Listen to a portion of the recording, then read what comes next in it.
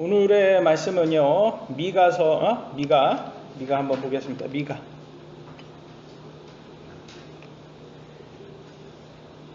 미가 소대언서 6번째 책이죠. BC 700년경에 기록이 되어 있어요. 그래서 이제 북이스라엘이 멸망한 후 얼마 안 돼서 이렇게 기록했다는 걸 알 수가 있고, 이제는 좀 반복되니까 여러분이 약간 북이스라엘 남유다의 역사에 대해서 이 시기 잘 기억을 나실 거예요. 이제는 미가의 뜻은요, 여호와와 같은 자가 누구인가? 그러니까 뜻은 여호와와 같은 하나님은 없다 세상에, 이런 뜻이겠죠.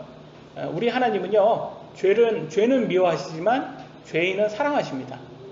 우리 그러잖아요. 죄는 미워하나 사람은 사랑해야 된다, 그런 말 있듯이 우리 하나님이 그러신 분이에요. 그런데 그런 분의 모습을 우리 미가가 잘 보여주고 있습니다.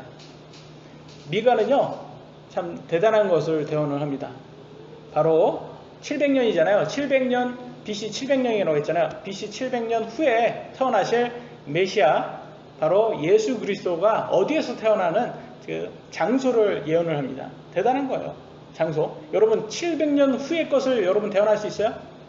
저는 700년 후의 것을 대언은 못하지만 앞으로 미래는 대언할 수 있어요. 여기 있는 모든 사람 다 죽습니다. 항상 대언하는 거 있죠? 다 예언하는 거 다 죽어요. 언제 죽는지는 모르겠지만 우리는 다 죽습니다. 그러나 죽음 후에는 심판이 있으니까 꼭 이 심판을 위해서 여러분 꼭 해결을 하셔야 돼요. 심판을. 어디에서 예수님이 태어난다고 이렇게 대언하는지 보도록 하겠습니다. 미가 5장 1절에 이렇게 나왔습니다. 베들레헴 이스라엘에서 치리자가 내게로 나아오리라, 이렇게 나와 있어요. 치리자가 뭐예요? 리더죠. 리더. 네? 왕입니다. 왕. 이스라엘의 왕께서 베들레헴 내게로부터 나온다, 이렇게 나와 있어요. 그래서 예수님께서 베들레헴에서 이 땅에 오신다, 이렇게 나와서 예수님께서 신약에 와서 예수님께서 이렇게 딱 왔을 때 종교 지도자들이 예수님 보고 저분이 그리스도 메시아냐 그랬을 때 안 믿었어요. 왜? 예수님은 어디에서 자라셨죠? 나사렛에서 자라셨잖아요. 그러니까 나사렛 사람 아니냐 저분은. 성경에는 베들레헴에서 나오셔야지 정상인데, 근데 그때는 호적 등본 출생 뭐라고 하나요? 그거 한번 동사무소 가서 딱 띄면 되는데 그런 게 없었잖아요 그때. 지금 같으면 출생지 그러다 한번 떼면 딱 어디에서 태어났는지 알 수 있을 때요. 베들레헴에서 이분이 딱 태어나는 거 딱 나오는데 그때는 없었으니까 사람들이 안 믿었어요, 예수님을 처음에. 근데 예수님은 베들레헴에서 태어나셨죠. 베들레헴에서 태어나시고 성장은 나사렛에서 성장을 하셨죠. 태어나기는 이 예언대로 베들레헴에서 태어나를 하셨다. 이 미가는요 50년 동안 대언을 했던 사람인데, 이 미가가 살았던 당시에 남유다 왕들은 요담 왕, 아하스 왕, 히스기야 왕 이렇게 했을 때 대언을 했다고 합니다. 동시대 인물로는 아주 유명한 사람이 이사야가 있어요. 이사야, 호세아도 있고. 근데 이사야와 아주 동일한 그런 대언을 해서 미가가 참 동시대 인물이기도 하지만 하나님께서 이 대언자들에게 이렇게 대언의 말씀을 준 게 참 비슷한 말씀을 이렇게 주시는구나 라고 알 수 있어요. 그래서 한번 해보세요. 그때 당시에 이들이 서로 교제를 했겠습니까? 서로 만나서 야, 나는 이거를 쓸 건데 너도 이거를 써, 똑같이 써, 이렇게 했겠어요? 다 하나님께서 각자에게 하나님의 동일한 말씀을 주셨겠죠. 한 예로서 이사야서 2장 2절과 미가 4장 1절이 동일해요. 거의 똑같게 볼 수 있어요. 한 단어, 모든 민족들이 이사야서는 이렇게 나왔고 미가에는 백성들이라고 바뀌었는데, 제가 미가 4장 1절을 읽어드리겠습니다. 그러나 마지막 날들에 주의 집에 산이 산들의 꼭대기에 굳게 세워지며 작은 산들 위로 높여지리니 백성들이 그것으로 흘러들리라 라고 나왔어요. 뭐냐, 이제 예수님의 왕국을 세울 것이다. 근데 그 왕국은 어떤 왕국보다 더 높이 세워진다라는 거죠. 그러면 다 모든 이스라엘 백성들이 회복하고 이곳으로 모여든다라고 나와 있어요. 그래서 이스라엘의 회복에 대해서 예언이 이렇게 나와 있는 것을 볼 수가 있습니다. 미가는 또 이스라엘의 왕이신 구원자 예수 그리스도께서 이 땅에 오신다는 것을 아까 베들레헴을 통해서도 예언이 된 것처럼 하나님의 은혜, 그래서 하나님께서 이 땅에 인간의 몸으로 오신다는 거예요. 하나님께서. 그래서 우리가 예수님을 볼 때 예수님은요 인간이잖아요. 우리가 똑같은 몸 인간이란 말이에요. 근데 인간도 100% 인간이지만 또 100% 하나님이에요. 50% 인간, 50% 하나님이 아니에요. 100% 인간이면서 100% 하나님이다.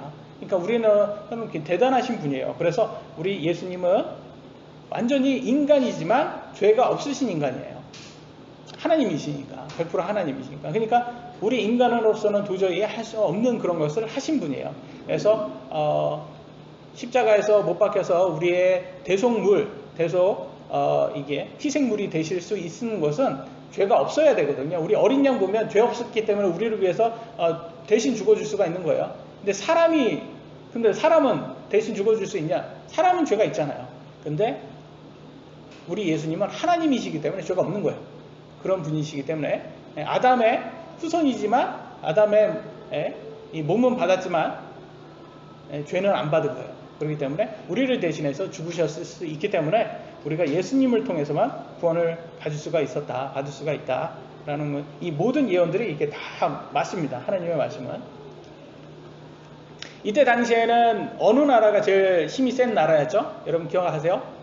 북이스라엘을 멸망시킨 나라 기억나세요? 아시리아, 그죠? 아시리아 왕 이름이 산헤립이라고 합니다. 산헤립. 근데 이 양반이 아주 대단했죠. 지난번에 요나 볼 때도 우리 아주 잔인하게 북이스라엘 사람들을 죽인 것을 볼 수가 있었어요. 그죠? 근데 이 사람이 북이스라엘을 BC 722년에 멸망을 시켰잖아요.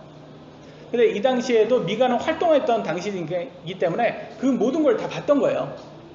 근데 그것뿐만 아니라 이 나라가 이 아시리아 왕국이 너무 셌기 때문에 모든 나라를 다 정복하고 다녔어요. 모든 나라를 정복하게 다녔으니까 많은 나라는 어떻게 했겠어요? 아시리아에게 조공도 바쳐야 되고 모든 걸 막 바쳤어야 됐던 거예요. 옛날 우리나라 보면 중국에 얼마나 많이 바쳤습니까? 그죠? 되게 많이 바쳤잖아요. 우리 사극 같은 거 보면 여자들도 처녀들도 막 엄청 많이 처녀들도 중국에 바치고 좋은 물건들 인삼이라든지 이런 것들도 막 바치고 금도 바치고 그런 곡물들 매년마다 이렇게 바치는 걸 볼 수 있어요. 힘이 없는 나라는 이렇게 바쳐야 되는 거였던 거죠. 그래서 이 남유다도 마찬가지였어요. 이런 거를 막 하다 보니까 굉장히 힘들었어요. 농민들이 굉장히 많은 걸 바쳐야 됐으니까. 또 그뿐만 아니라 이렇게 먹을 게 없으니까 그러는지 군인들부터 이 농민들을 거주민들이죠 노예로 삼고 횡포를 했답니다. 여러분 북한 보면 요즘 북한이요 미국이 경제 제재를 아주 심하게 하잖아요. 경제 제재를 하다 보니까 군인들이 제대로 보급을 받지 못한답니다. 군인들이 첫 번째로 보급을 받아야 되는 군인들이 제대로 보급을 받지 못하니까 먹을 게 없으니까 어떻게 하냐 민가로 내려간대요. 군인들이 민가로 내려가서 민가에서 음식 같은 거 뺏어 먹고 거기에 민가의 것들을 훔쳐가고 그렇게 한다는 거예요. 그게 지금 북한의 사정이랍니다. 그게 굉장히 힘든 거예요. 그러니까 힘든 사정이에요. 그래서 이 남유다도 같은 상태가 아니었냐. 그러니까 이게 먹을 게 없으니까 아시리아가 제국이 제재를 하잖아요. 지금 제재를 하니까 그때 먹을 게 없다 보니까 이렇게 군인들이 민가에 가가지고 이렇게 훔쳐먹고 민가 농민들을 힘들게 했을 것이다. 이렇게 추측을 할 수가 있어요. 그러면 상류층은 어땠냐? 상류층은 굉장히 잘 살았을 겁니다. 그죠? 우리나라도 보면 상류층은 잘 살잖아요. 언제나 경제가 어떻게 되더라도 그들은 항상 먹을 게 풍부합니다. 상류층은 굉장히 잘 살았을 것이고 관원들도 부자들도 아주 부패가 많았고 근데 이들의 부패를 이렇게 나쁜 짓을 악한 짓을 하면 그들의 악행을 묵인해 주는 사람들이 있어요. 그때 뭐냐? 제사장, 대원자들. 이런 자들이 똑바로 가가지고 그들에게 야, 너네들 이렇게 하면 되냐? 안 되냐? 이거 알려줘야 되잖아요. 근데 안 했다라는 거예요, 이 사람들이. 그래서 농민들만 힘들었을 것이다. 이렇게 주석에는 이렇게 말을 하고 있습니다. 그 말은 뭐냐? 오늘날로 말하면 이렇게 되는 거예요. 공무원들이요, 비리가 아주 엄청나는 거예요. 비리가 엄청 많고 재벌들이요, 편법이 만연했다는 거예요. 그러면 어떻게 해요? 검사, 판사가 가서 이들을 체포를 하고 이들에게 너네들 이런 짓을 하면 안 되지 않냐? 확실히 벌어줘야 되잖아요. 근데 벌어주지 않고 눈은 감아주는 거예요. 눈 감아주잖아요. 지금 요즘도 그렇고 얼마나 그런 게 많습니까? 그 특권 계층은 잘 살고 일반 계층, 서민들은 아주 힘들게 살 수밖에 없는 시대라는 거예요. 특권 계층 자녀들 보세요. 수시라는 이름, 수시라는 이 제도를 통해서 우리 때는 수시 그런 거 별로 없었잖아요. 들어보셨어요? 우리 대학교 갈 때는 이런 거는 별로 없었던 것 같은데 이게 시대가 바뀌면서 수시라는 게 만들어져 가지고 시험도 한 번도 안 봐도 고등학교도 갈 수 있고 대학교도 갈 수 있고 의학전문대 대학원이죠. 대학원도 들어갈 수 있고. 아니 무슨 이거 들어보셨어요? 이런 나라? 지금 대한민국이 지금 현재 이런 나라예요. 근데 공정한 이 법이 무너졌잖아요. 근데 이런 것들을 하고 있는 사람들을 비판하면 여러분 요즘 뭐라고 듣습니까? 저 사람 적폐다, 극우다, 뭐 일배다, 친일파다 이런 말 듣지 않습니까? 그러니까 웃긴 거예요. 지금 아니 잘못한 거를 잘못했다고 말하면 어떻게 그게 그런 말에 네가 나쁜 놈이야 이런 말을 듣냔 말이에요. 세상이 법이 무너져서 그래요. 그러니까 왜 사람들이 이번에 청문회 하는 거 보셨어요? 조국 청문회 하는 거 보셨죠? 보면 아버님 뭐 조금이라도 보셨으면 어떤 걸 느끼셨어요? 저 사람 어떻게 저렇게 거짓말을 저렇게 당당하게 할까? 그러니까 못 느끼셨어요? 저 뻔한 거짓말을 어떻게 저렇게 당당하게 할까? 그런 느낌이 안 드셨어요? 저는 그걸 보면서 어떤 느낌이 드느냐면 야, 예수님 당시 때 종교 지도자 누구예요? 바리새인들이잖아요. 바리새인들 저 사람들 위선이 정말 장난이 아니었다. 예수님이 그렇게 말할 때 저는 그게 참 와닿지가 않았어요. 이 사람들이 거짓말을 좀 잘했구나. 근데 요즘 제가 이 좌파 정치인들 보니까 이 극좌파 정치인들 보니까 이게 이해가 되는 거예요. 아니 저렇게 거짓말을 어떻게 저렇게 뻔뻔하게 저렇게 하냐. 저게 바리새인들의 저 위선하고 비슷했나 보다. 이제 이해가 되더라고요. 그래서 성경에서 보니까 왜 저렇게 거짓말을 어떻게 뻔뻔하게 할 수 있을까? 라고 보니까 디모데전서 4장 2절에는 이렇게 나왔습니다. 다시 한번 읽어보겠습니다. 시작.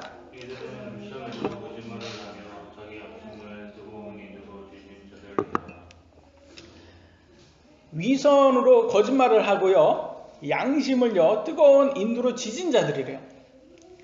우리는 그러잖아요. 야, 너는 양심 없다. 어떻게 그렇게 거짓말을 하냐. 양심 없다. 그런 말 하잖아요. 근데 너는 양심의 가책도 안 느끼냐? 이런 말을 하는데 이게 양심을 인두로 지져가지고 느껴지지가 않는 거예요. 양심의 가책을 못 느낀다는 거예요. 이런 사람들은.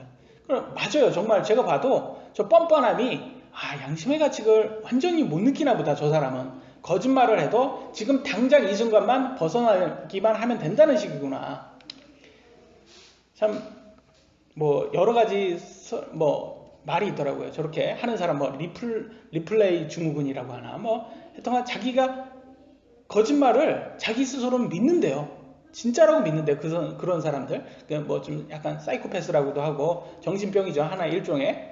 그러니까 자기는 그걸 믿는 거야. 그렇다고 정말로 믿는 거야. 그러니까 저 사람들은 정말 저걸 믿는 거구나. 저렇게 어떻게 당당하게 말할 수가 있을까. 이런 생각을 하게 됩니다.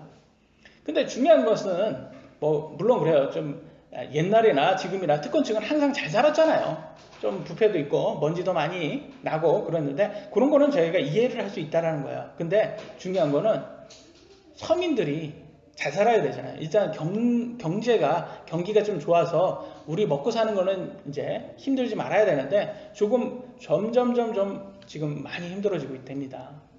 그래서 미가가 살았던 당시가 그랬답니다. 정말 서민들이 살기가 힘든, 농부들이 살기 힘든, 그래서 굉장히 힘든 시대였다고 합니다. 그래서 성경의 이 미가서를 보니까 첫 번째 학대하는 자들에 대한 저주가 나와 있어요. 하나님께서 너네들 왜 이렇게 못 사는 사람들, 사는 이렇게 서민들을 왜 이렇게 못 살게 하냐? 왜 이렇게 학대를 하냐? 이렇게 시민들을 학대해가지고 못 살게 만드냐라고 해서 너네들 내가 저주를 하겠다라고 하나님께서 이렇게 심판의 말씀을 합니다.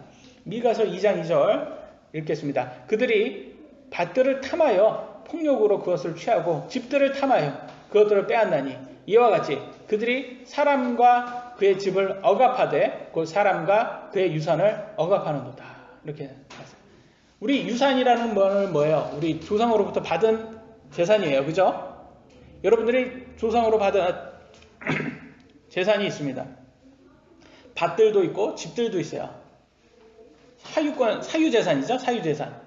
근데 남들이 여러분의 사유재산을 탐합니다. 그래서 그걸 폭력으로 뺏어요. 이건 범죄죠. 굉장히 큰 범죄입니다. 그게 그 재산을 가진 사람들이 그 재산이 남들보다 더 많다고 그거 함부로 뺏으면 안 돼요. 불법이에요. 근데 이 극좌파 정치인들은요, 대단한 것 같아요. 이 재벌들의 유산으로 받은 회사 기업이잖아요. 재벌들.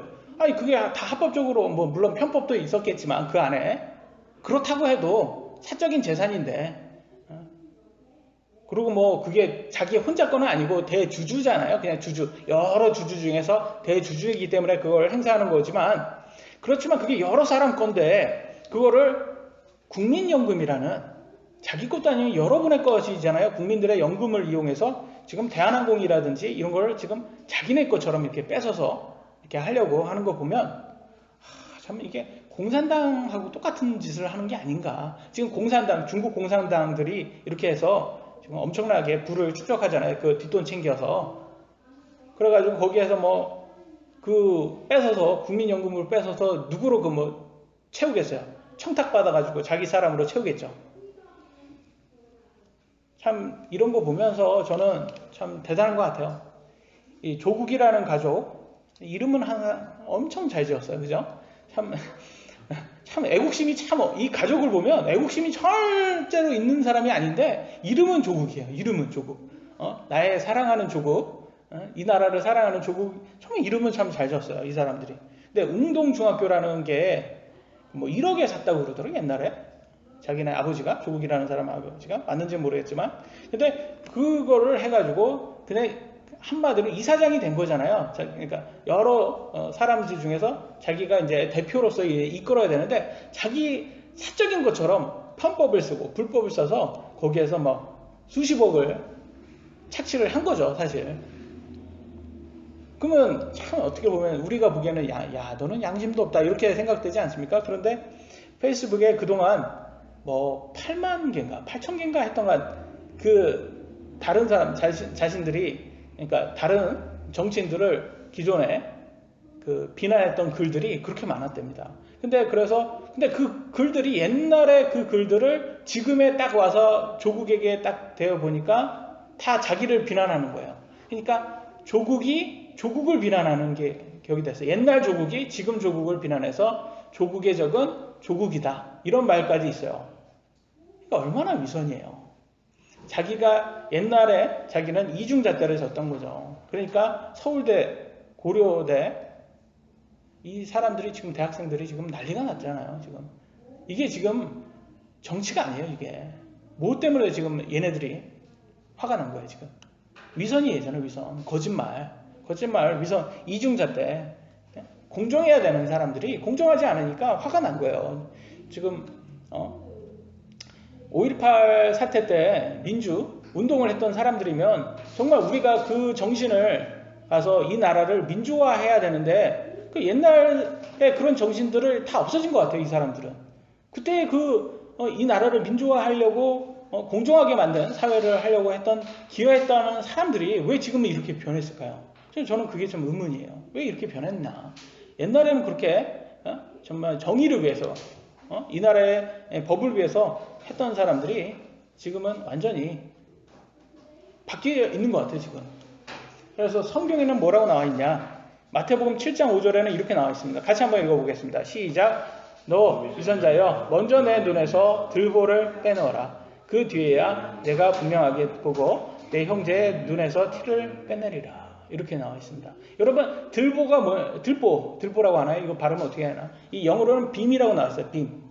우리 그 건물 지을 때 빔이라고 해서 아주 큰 쇠 힘을 받잖아요. 건물을 지탱하려고. 그래서 이제 옛날 그 한옥집은 그 지붕에 큰 들보, 큰 나무 있잖아요. 그거를 해서 중심을 해가지고 그 나무가 무너지지 않도록 하는 그 들보잖아요. 크잖아요. 근데 내 눈에 들보를 빼내라 그러면 내 형제의 눈에 티를 빼내라. 그러면 야, 너의 죄부터 먼저 깨끗하게 만들고 남한테 뭐라고 해라. 그거 아닙니까? 그 소리.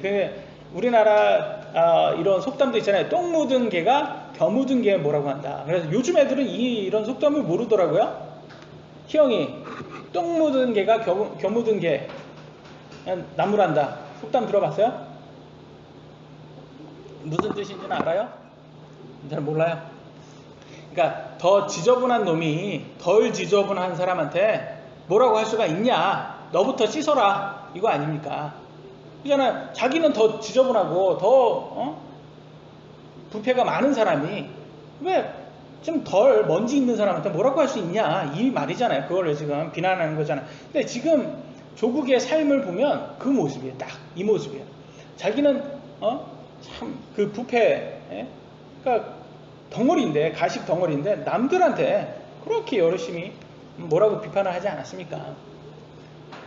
근데 아직도 국민의 40%가 지금 이렇게 이런 조국을 지지하는 거 보고 저는 더 이러다가 진짜 이 나라가 어떻게 되는 거 아닌가, 하나님의 심판을 정말 받는 거 아닌가라고 우려가 너무 우려가 됩니다. 그래가지고 빨리 이거 바뀌지 않으면 안 되지 않나 이런 생각이 들어요. 근데 제가 왜 이런 현재 이런 이슈를 지금 얘기를 하냐,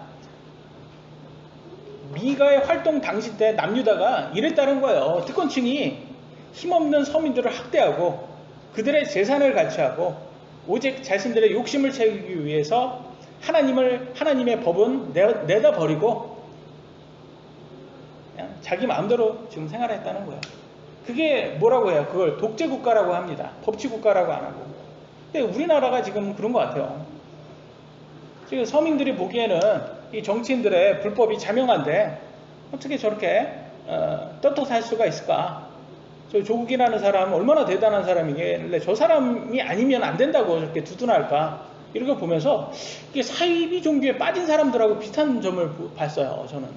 여러분, 사이비 종교의 교주를 두둔하는 사람 보신 적 있으세요? 그리고 TV 보면 그러잖아요. 뭐 이렇게 목사들 보면 어떤 목사들 뭐 그 여성 대형 교회 여성도들을 이렇게 강간하고 성폭행해가지고 이렇게 잡혀가면 그 성도들이 나와서 앞장서 가지고 막 자기 목사를 교주를 데리고 가지 말라고, 우리 목사님은 절대 그러실 분이 아니다고 이렇게 두둔하는 거 보면 이 사이비 종교가 무섭다 이런 생각이 많이 들지 않습니까?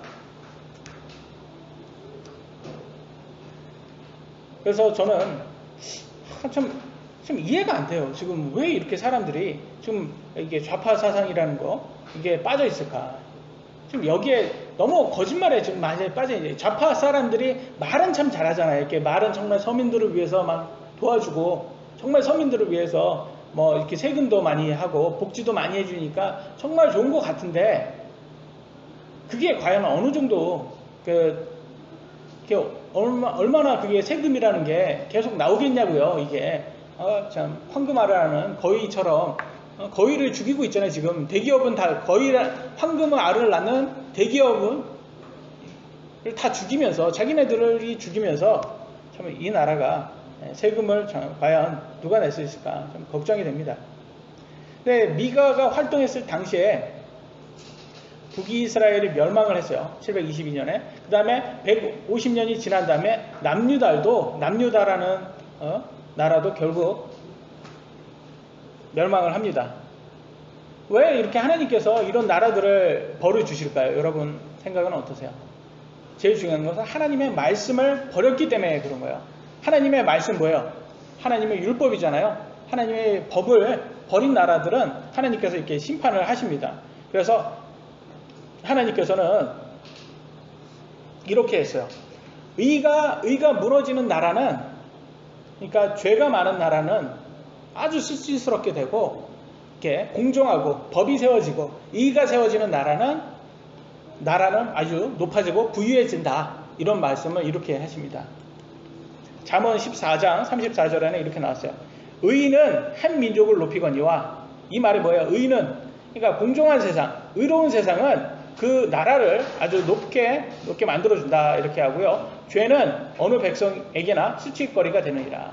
그 말은 뭐냐? 아주 불법을 장해하고 법치국가인데 법이 무너지는 나라는 아주 백성들, 서민들이 아주 수치스러운 일을 하게 만든다라고 나와 있어요.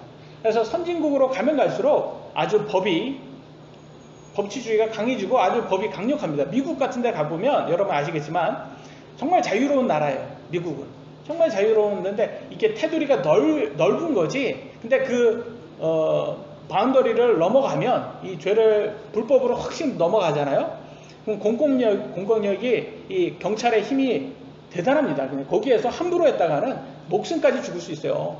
그래서 그 경찰 말을 함부로 할 수가 없어요. 거기는 정말. 거기서 저도 거기에서 과속 한번 했다가 잡혔잖아요. 예, 경찰 한번 잡히니까 참 그대 앞에 서면 왜 나는 작아질까요? 그게 딱 그 말대로 딱 되더라고요. 총 앞에 딱 쓰니까 너무 작아지는 거예요. 제가 한마디도 못하고 벌금 다 내고, 사실은 나름대로 좀 거기에서 변명거리는 있었는데 초행이고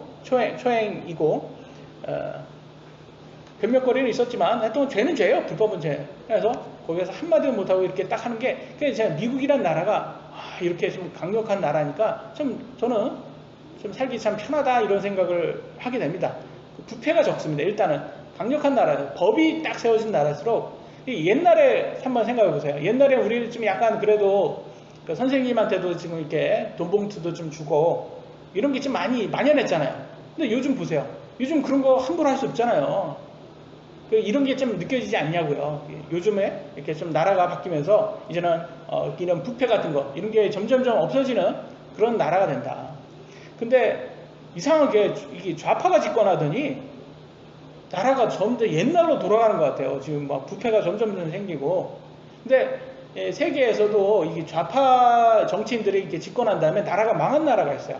지난번에도 한번 소개시켜줬는데 베네수엘라라는 나라가 있습니다. 근데 이 나라가 망하더니 아주 백성들이 수치스럽게 창녀짓을 해야지 먹고 사는 나라가 돼버렸어요. 기사를 한번 보겠습니다.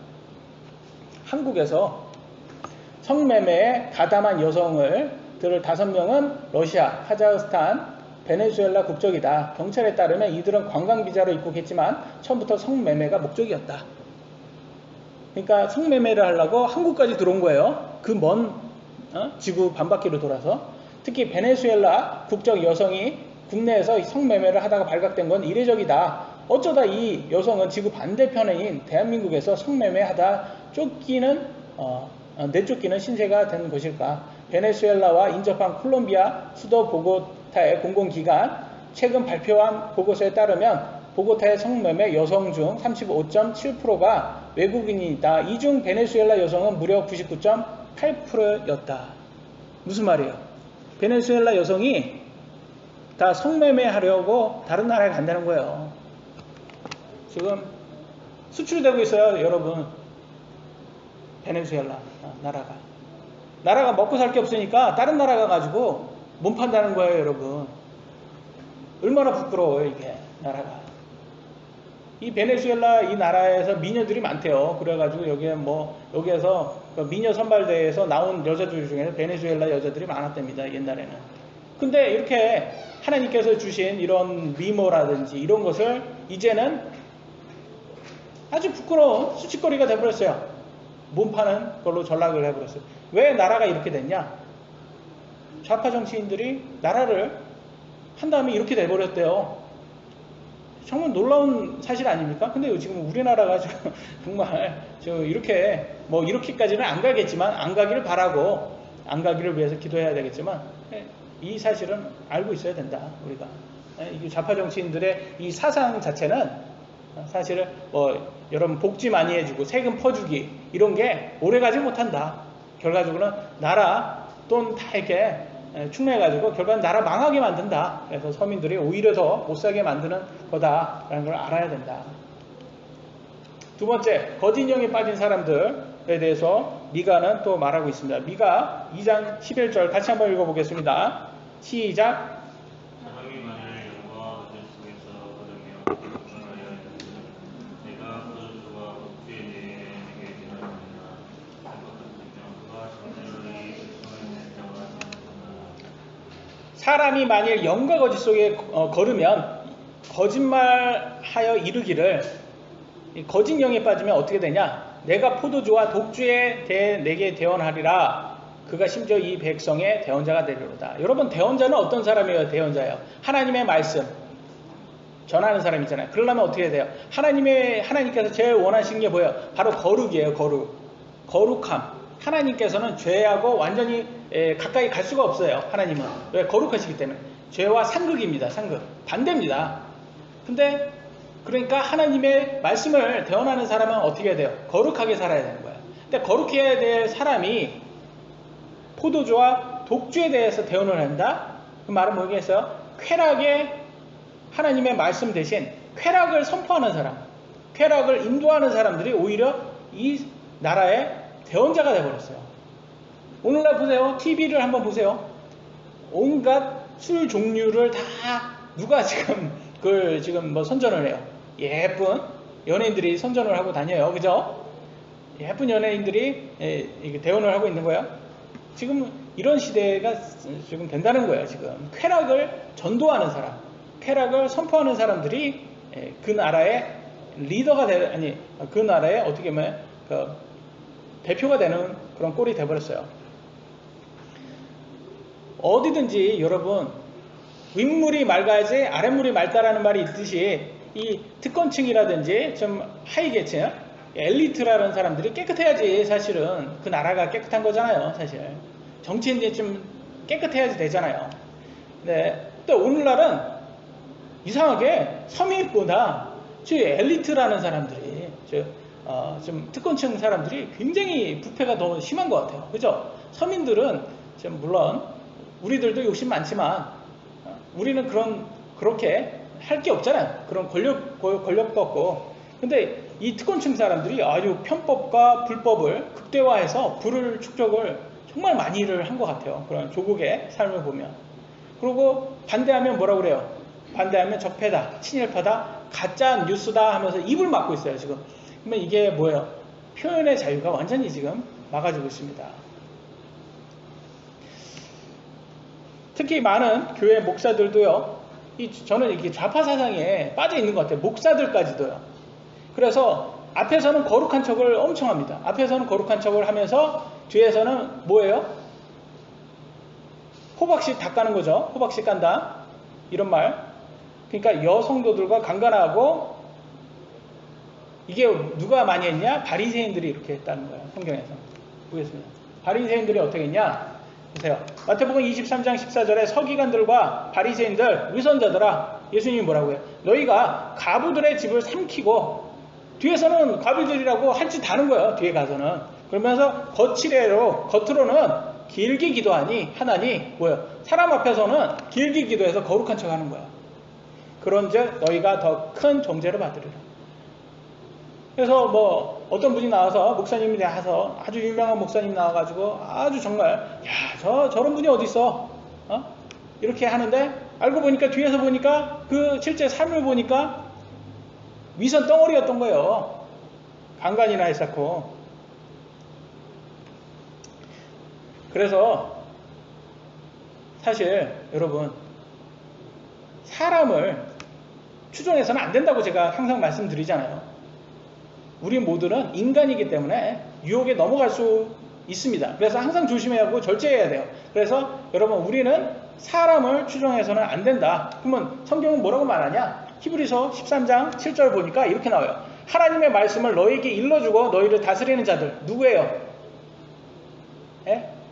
누구예요? 목사잖아요. 여러분의 목사를 기억하며 그들의 뭐래요? 행실의 결말을 깊이 살펴보고 그들의 믿음을 따르라. 뭐 보고 따라라? 행실을 보고 따르라는 거예요, 여러분. 그 사람의 행동 보고 따르라는 거예요. 그러니까 아무리 유명한 목사라도 행실이 불미스럽고 범죄 사실이 드러나면 따르라는 거예요? 떠나라는 거예요? 떠나라라고 말하는 거예요, 이게. 근데 오히려 사람들이요, 유명한 목사하면 이상하게, 우리 목사님은 절대 그러실 분이 아니라고 오히려 두둔하더라고요, 보니까. 그러더니, 우리 목사님은 여자 보기를 돌같이 하신다. 절대 그렇게 뭐 이런 아주 뭐라고 할까, 불미스러운 일에 하실 분이 아니다. 두둔을 해요. 저는 한마디 하고 싶어요, 그런 분들한테. 당신네 목사님은 정말 여자를 돌같이 보지만 돌을 너무 사랑해서 아주 돌을 수집하시는 그런 분이신 것 같다. 그렇게 지금 얘기를 하고 있어요. 그 있잖아요, 집에 가면 돌밖에 없는 그 수집가들. 저는 그 돌을 왜 수집하는지 참 남자분들 그 수집하는 거 보면, 아내분들 보면 제가 그 얼굴에 보면 다크서클이 많이 이렇게 내려와 있는 것 같아요. 저만 느끼는지 모르겠지만 그 돌을 이렇게 수집하시는 분들 보면, 저 돌이 뭐 돈이 되나 뭐가 되나 잘 모르겠지만 참 대단하다, 이런 생각이 돼요. 근데 이건 뭐 농담이지만 하여튼 사람들이, 여러분, 다윗이 뭐 때문에 하나님께 질책을 받았어요? 바로 간음해서 그랬잖아요. 간음. 아니, 하나님의 마음에 맞는 사람이 누구였어요? 하나님의 내 마음과 같다. 무슨 말이에요? 내 마음에 딱 맞는 사람 다윗 아닙니까? 아니, 다윗까지도 이렇게 간음할 수 있는 거예요. 이게 남자들한테는 취약한 거예요. 이게 유혹 누구나 받을 수 있다는 거예요. 이게.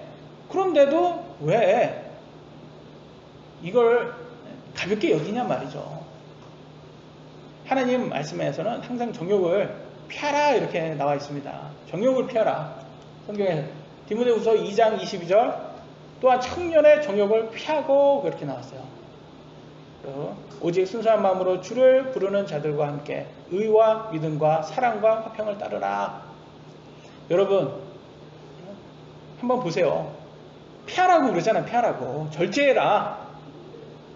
목사가 모범이 되고 성도들도 모범이 되라. 우리 모든 크리스찬들은요, 절제해야 돼요, 이거. 아니, 참, 그러면 사람들이 그래요. 이렇게 목사님, 이게 절제 자꾸 하라고 하면 이렇게 인기가 없습니다. 유명하지가 않습니다. 목사님 좋아하는 그런 설교 좋아하시는 분이 별로 없어요.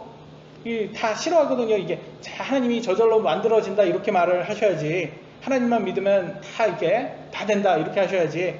이런 말 하시면 좋아하지 않습니다, 이렇게 말씀을 할 수 있어요. 그러나 성경에서는 절제하라, 이렇게 나와 있습니다. 이게 정답이에요. 근데 정말 안타까운 것은요, 너무 많은 사람들이요, 하나님의 말씀을 신뢰하지 않습니다. 그 다음에 오히려 세상의 유명함을 지금 따르고 있어요. 유명하다는 이유로 다 신뢰를 해요. 막 믿어요. 유명하니까. 저 목사님은 뭐 유명하니까. 저 누구는 유명하니까. 그러다 보면 거짓 영에 빠진다. 오늘날 사회가 지금 저는 좌파 정치인들의 거짓말에 완전히 빠져 있는 것 같아요. 세뇌당한 것 같아요. 그래서 무슨 반대만 내면 다 거짓 뉴스라고 대처를 하고 있어요. 그렇게 거짓말을 너무 좋아하다 보면 성경은 뭐라고 말하냐? 데살로니가 후서 2장 11절로 12절에 이렇게 말하고 있습니다. 하나님께서 그들에게 강한 미혹을 보내사 그들이 거짓말을 믿게 하시리니 이것은 진리를 믿지 아니하고 불의를 기뻐한 그들이 다 정죄를 받게 하려 하십니다. 뭐냐? 거짓말 좋아하는 사람에게는 하나님께서 진리를 보게 만드는 게 아니라 오히려 더 미혹한다 그런 거예요. 더 못 믿게 만든다는 거야. 더 큰 거짓말로서 이 사람들을 아예 못 믿게 만드는 거야. 그래서 불의를 기뻐했기 때문에 너네는 정죄받는다, 이러는 거예요. 벌 받는다, 그런 거예요. 그러니까 벌 받지 않게 빠져나올 수 없게 만든다는 거예요. 오히려 더. 얼마나 무서워요, 이거 보시면. 거짓말 좋아하는 사람들은 거짓말 속에 살다가 죄 받게 된다는 거예요. 벌 받게 된다는 거예요. 그래서 항상 사람을 보면서 그 행실을 보고 따라야 되는 거예요. 우파 정치인들, 여러분 믿을만 합니까? 저는 이렇게 말해요. 정치인들은 고놈이다. 전문 용어를 써가지고 잘 못 알아들으시나요? 고놈이다.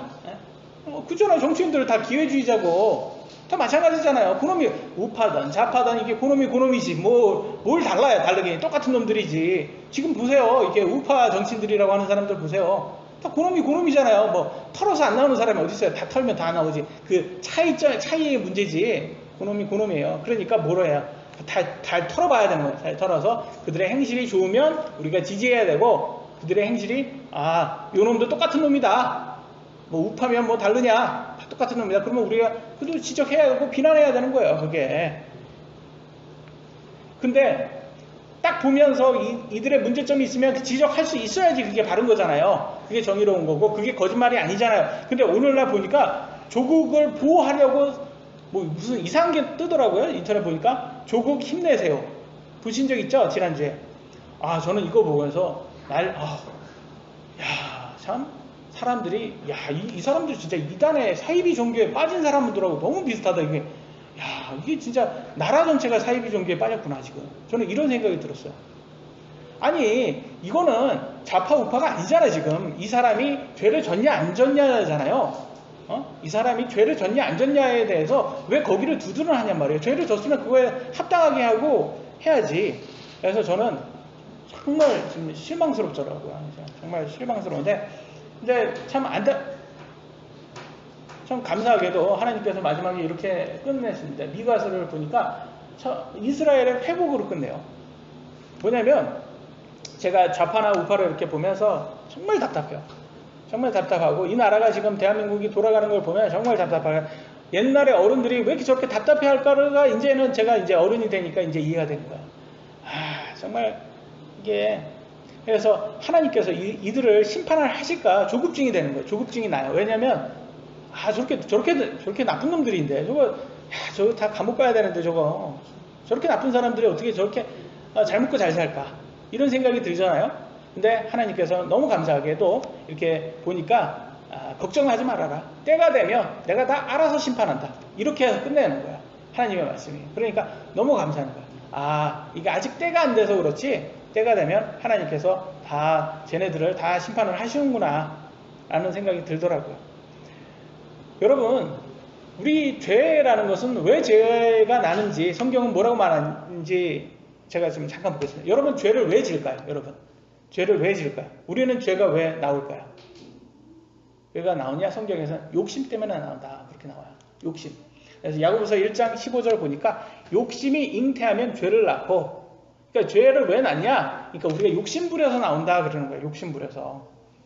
그러니까 조국이라는 사람이 사모펀드라든지 부정 아이들 딸 부정 입학했다, 이게 왜 그러냐, 왜 이런 죄를 졌냐, 그러니까 알고 보니까 욕심이 많아서 그렇구나, 이거예요. 이게 정답입니다. 욕심 많으니까 죄가 나오는 거예요.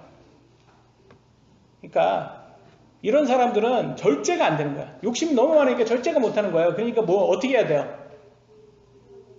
감옥에 이렇게 안전하게 이렇게 데려다 놓아야 되는 거예요. 감옥에 놓으면 절제를 자기가 원하지 않던 절제가 되거든요. 그러니까 이렇게 불법을 하는 사람들은 감옥에 넣어야 되는 거예요. 이게 감옥에 넣어야지 절제를 할 수 있잖아요.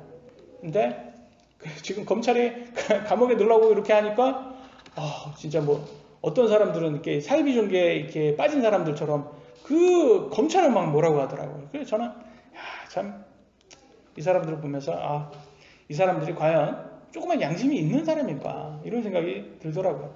근데 이 땅에서 인간이면서 욕심이 없으신 분이 딱 한 분 있어요. 누구겠어요? 아까 제가 미리 소개 드렸죠? 예수님이죠. 우리 예수님. 예수님 뭐라고 나오냐? 베드로전서 2장 22절로 24절에 이렇게 나왔어요.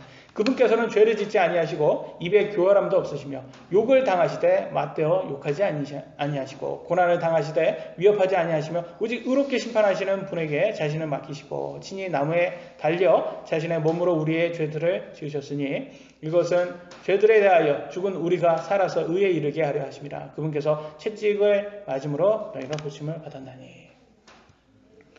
여러분, 예수님을 통해서만 우리가 천국에 갈 수 있는 이유가, 우리는 다 욕심쟁이잖아요.